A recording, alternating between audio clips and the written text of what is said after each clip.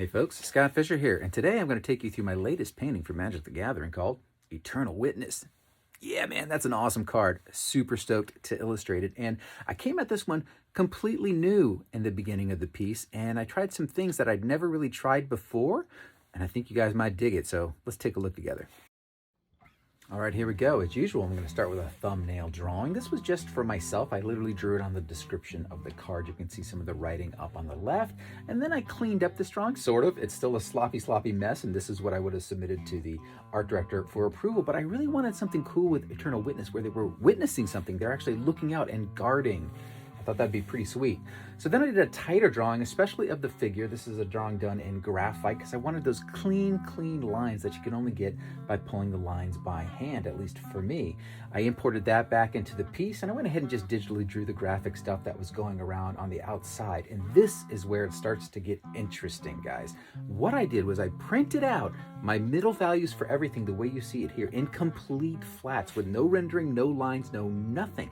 Normally I would print out a sketch maybe and paint on top of that. This is the reverse of that. Think of it like tonal paper or colored paper.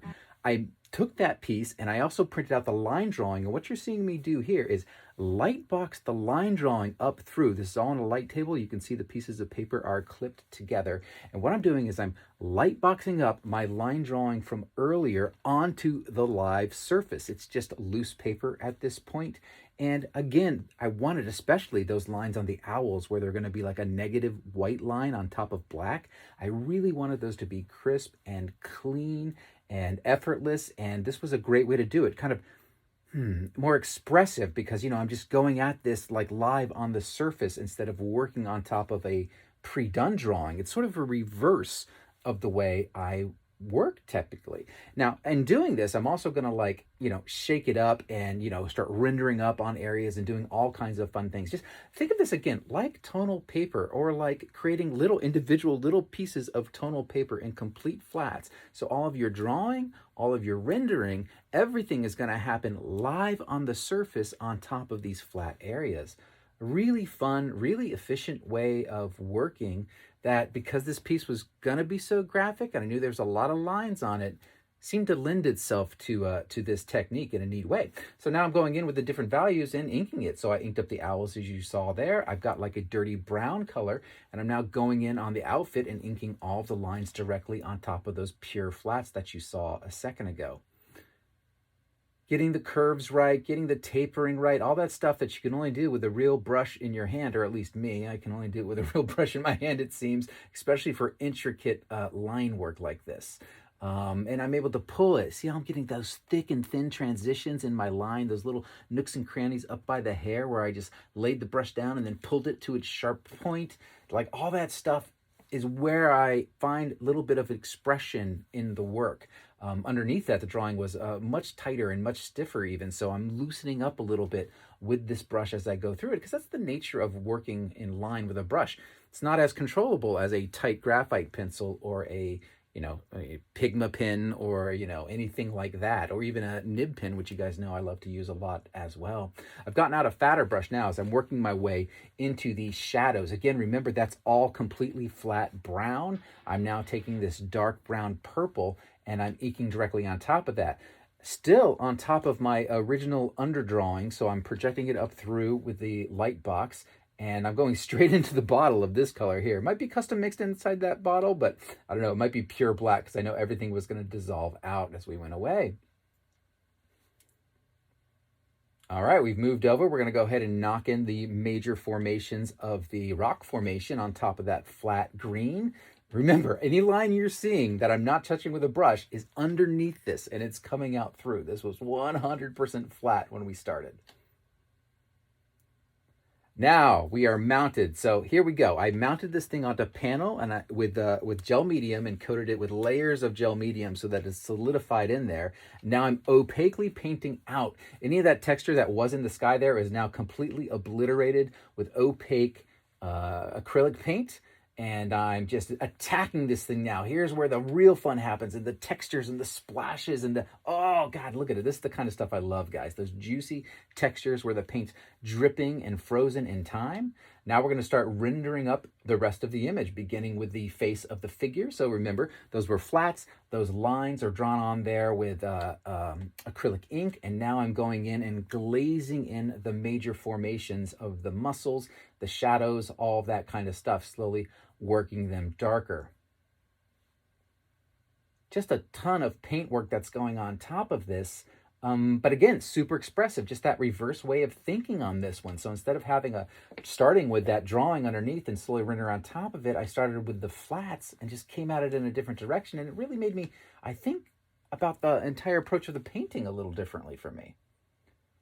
Big, bold brush strokes on that armor and stuff as I'm laying in those big flats, getting out the tiny little, lines and adding those little like threads in the armor, like, because it's all like leather armor, so all these little tiny threads are in there. All that stuff, all the super accurate details start to come into play here. Pushing my values around. Let's go ahead and try to decide what we're going to do with the flat graphic flowers and stuff that are happening behind the figure. I thought they were a little too high contrast at the moment, so we're going in with an opaque tealish green. You can see I've got a whole like palette of colors hanging out there in my hand. These days I like to have my colors right next to my brush as I'm working. Used to be they'd be on the table next to me and I'd have to look away from the painting to mix my color and then go back in. Man, I like it to be right there, so I'm just quickly grabbing, moving. Now that wasn't competing with the figure nearly as much, or the tree, right? That was kind of the problem. Everything was so dark back there that it was a little bit of an issue. Once that's done, it's time to ink up the foliage and all these kind of like leaf shapes and flower shapes. Just riffing. I didn't bother transferring these up through because I figured I could just figure these out with the brush. So they're just happening live on the surface as we go. And you can kind of see the dry brushing and little things I did on that background tree to add more texture. Using a negative line up on these leaves and these flowers, right? So instead of a dark line on the middle value, I'm doing a light line on that middle value, very similar to what I did in the owls. It's a nice effect where you get that linear look, but without the distraction of a heavy, dark black line. So it all sits back there tonally. Even though there's details going on, it's all hanging back. Time to go in and start rendering up some highlights on the face. I figured the blue light from the sky is going to bleed over and maybe give us a little bit of edge light, so we started there. Now I'm working in the middle values a little bit more, all tiny little cross-hatching. You guys have seen me do this with a nib pin at times, but in this piece I'm doing it with a linear brush. Then we get out a bigger brush and kind of subtle some of those lines a little bit, add some bigger patches of value, and now I'm really running that blue. You've seen me play this game a lot. You've got warm and cool happening here. So the interior of the face, I'm using these warm values, and then on the exterior, or on the sort of the edges of things, I'm bringing in a cool value from that sky, and it's getting things to pop dimensionally. But really, using those owls like that, I just love that grouping of those graphic owls with pure white line framing the face.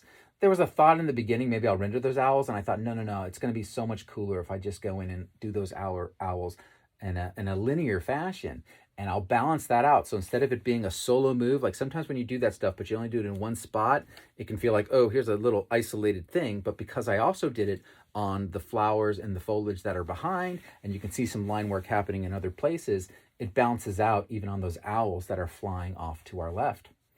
Knocking in that secondary darker value on the rock formations over there. And again, I am always amazed when you start with a solid middle value, which we really did on this because, we had it all figured out beforehand. And then you go one step darker and maybe one step lighter if you want to. It's amazing how much form you can build.